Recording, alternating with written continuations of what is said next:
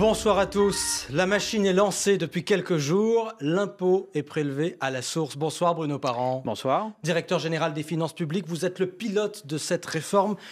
Combien d'incidents ont eu lieu pour l'instant? C'était une des questions avant l'entrée en vigueur de la réforme.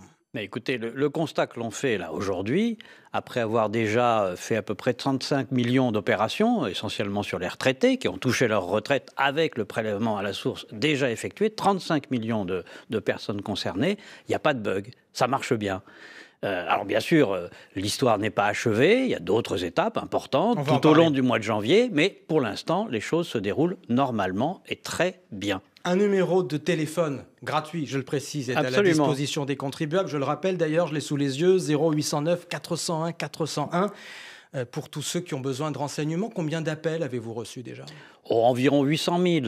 Mais il faut avoir à l'esprit que nos concitoyens ont aussi la faculté, ils sont d'ailleurs plus nombreux à le faire encore, d'aller directement sur Internet, à peu près 5 millions d'accès à impôts.gouv.fr, notre site fédérateur en quelque sorte, et à l'intérieur du site, à peu près 1,5 million ont consulté leur compte, leur espace personnel sur lequel ils ont les informations qui les concernent sur le prélèvement à la source, et vous pouvez faire d'ailleurs des modifications. C'était une des grandes vertus de cette avancée fiscale. Vos syndicats disent que les agents sont surchargés. Je parle des agents qui sont chargés de répondre à ces contribuables. Est-ce qu'ils sont assez nombreux aujourd'hui, tout simplement? Ils sont mobilisés. Toute la DGFiP est mobilisée. Je rappelle que nous avons formé environ 40 000 de nos collaborateurs. Je parlais d'Internet, on parlait du téléphone, mais il y a aussi des contribuables qui se déplacent dans nos centres des finances publiques. Et qui disent qu'ils doivent attendre longtemps, souvent d'ailleurs.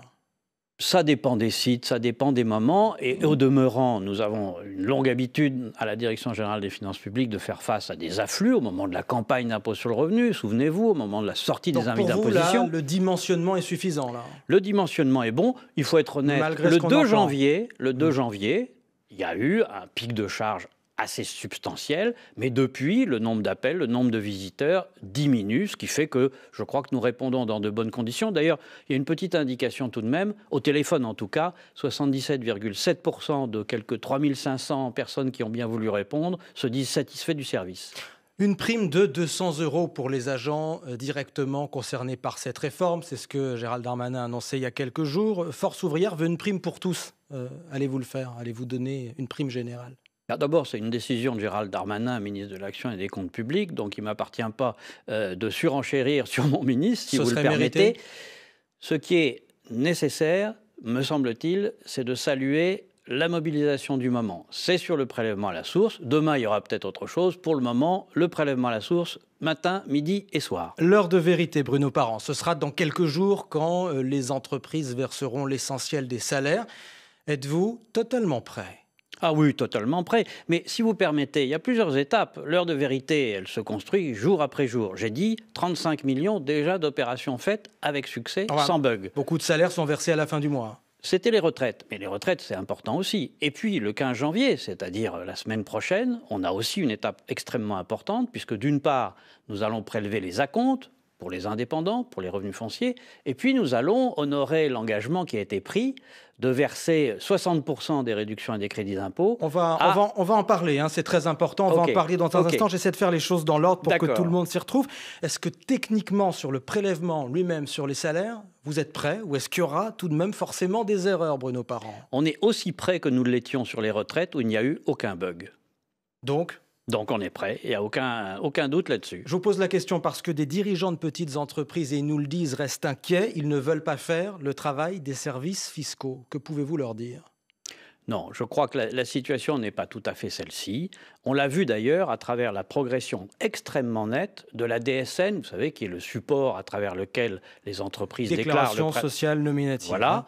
Et l'ouverture qui a été faite aussi, pour ceux qui ne souhaitaient pas ou qui ne pouvaient pas recourir à la DSN, de recourir à un autre dispositif, du sigle un peu barbare et techno, qui s'appelle le TAISE, qui dépend des URSSAF. Et qui est toujours aussi critiqué selon les organisations d'employeurs. J'en ai joint tout à l'heure. Je ne sais pas s'il est critiqué, mais en tout cas, il est adopté. Et donc, chaque jour qui passe, il y a un certain nombre d'entreprises qui recourent au TAISE. C'est pas la méthode Coué, ça, Bruno Parent. C'est pas la méthode Coué. Ce que je peux ajouter, avec votre permission, c'est que s'ils ne l'ont pas fait aujourd'hui, ils sont très peu nombreux à n'avoir ni DSN ni TAISE. Ça se compte sur quelques milliers d'entreprises. Il est encore temps de le faire, et il sera encore temps de le faire. C'est pas bien grave, vous voyez ce que je veux dire. Le dispositif tourne. Question très concrète que posent ces employeurs. Si un salarié conteste son prélèvement, il ira voir davantage son entreprise, son employeur que vous, les finances publiques. Eh bien, que doivent faire les entreprises alors, s'il y a un problème? Nous en avons beaucoup parlé avec les entreprises, avec les associations.